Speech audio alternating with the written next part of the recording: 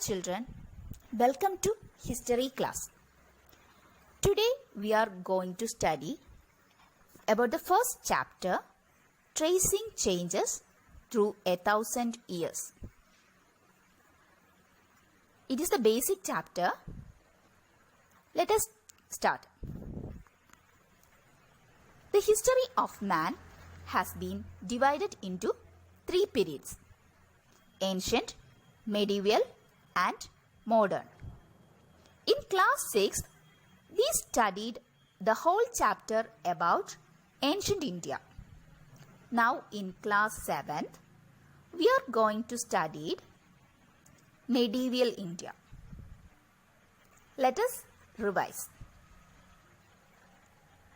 At the beginning, man did not lead a settled life, but wandered from place to place. He did not know how to read and how to write. The period of man's existence for which we have no written records. Earliest people were hunter-gatherers, so they wandered from one place to another and did not have lived or permanent settlements, but mainly wandered along banks of rivers like Narmada. We also discussed the Paleolithic age and Mesolithic age. Starting of agriculture, they wanted to settle one place.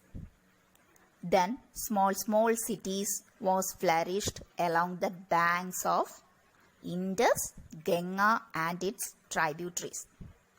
These rise of civilizations as Indus Valley civilization or Harappa civilization, and also rise of kingdoms and dynasties such Gupta dynasty, Mauryan dynasty and Magadha Empire. In class 6, we studied Paleolithic age. Now we study history from 700 AD to 1700 AD, 1000 years. It is the basic chapter. First we studied about maps. The art of map making is called cartography. Art of map making is called cartography. And a person who makes maps is called cartographer.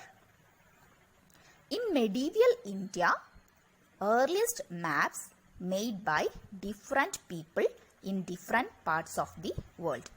But those maps showed only those certain regions and their surrounding regions. No one exactly knew how big is the whole world and how it looks like.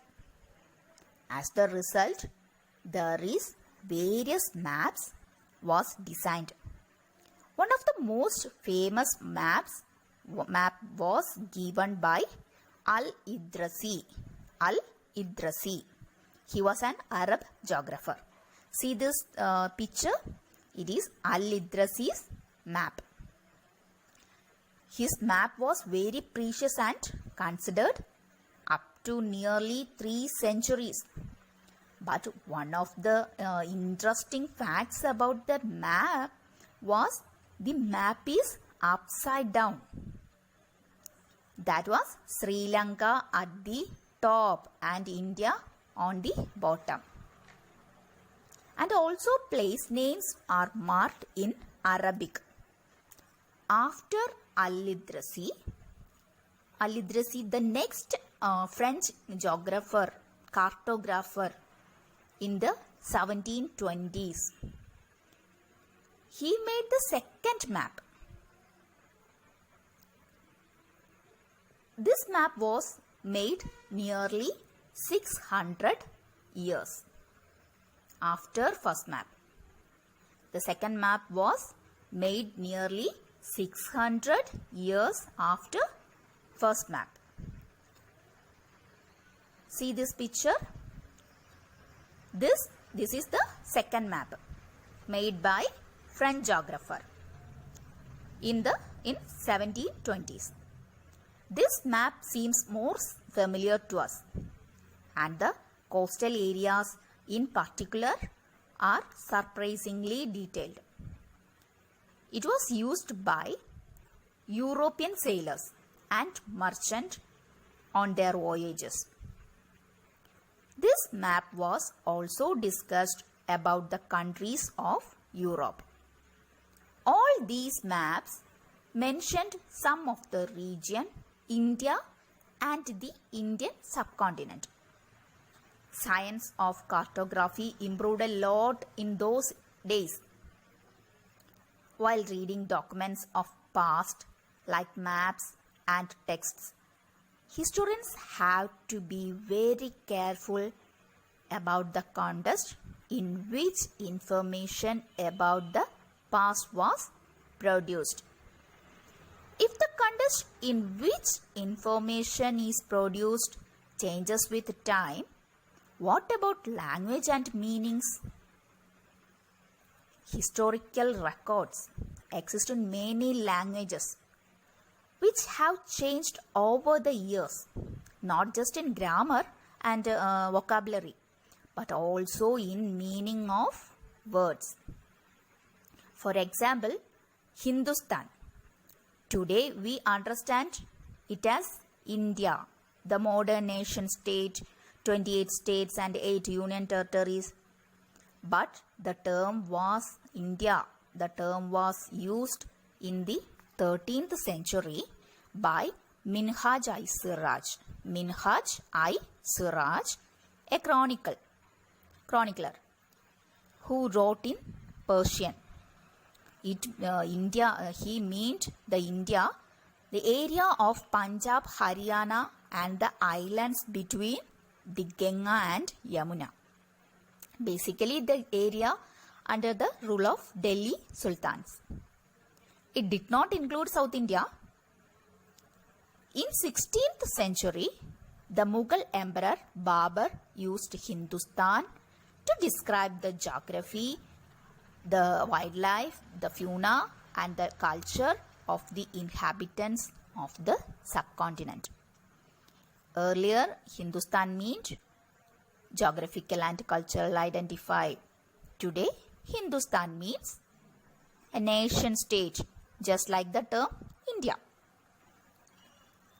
Historians today have to be careful about the term they use because they meant different things in the past. Another example is the term foreigner. Today it means someone who is not an Indian. Foreigner means someone who is not an Indian. But earlier it was used for any stranger who was not a part of the given society or village. Who was not a part of the given society or village. Historians and their sources. The next topic, historians and their sources. We already studied that how can historians find out what was in the ancient time. A manuscript, inscription and archaeology, etc. In this period, historians relied on coins, inscriptions, architecture and textual records, manuscripts to know the past. The number and variety of textual records increased dramatically in this period. This is due to the fact that paper became more widely available and cheaper. People used to write holy texts, chronicles of rulers, letter and teachings of saints, petitions and judicial records for registrations and of accounts and taxes. In 13th century, a scholar wanted to copy a book, but he did not have enough paper. So he washed off a manuscript, dried the paper and used it because paper was not much available and was very much expensive to get. Nowadays, paper is easily available and cheap. That times manuscripts were collected by wealthy people, rulers, monasteries and temples. Monasteries means Buddhist temple or prayer hall. And the manuscripts were placed in libraries and archives also. What is archives?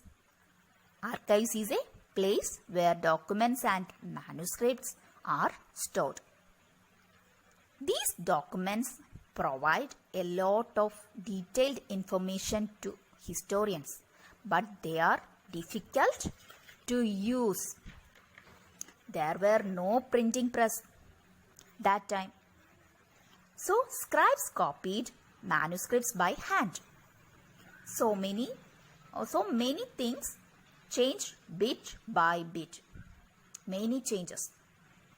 These small differences grew over centuries of copying until manuscripts of the same text become substantially different from one another. This is a serious problem because we don't find originally manuscripts of the authors today. We are dependent on copying copies of letter scribes.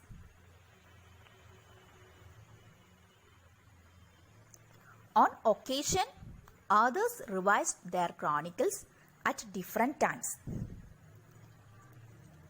See this picture? The two languages, the same language, Arabic and Persian, different kinds of handwriting. It could make the reading of Persian and Arabic. It is too difficult. The left side, Nastaliq style. It is cursive and easy to read. The right side, Shikaste. It is denser and more difficult.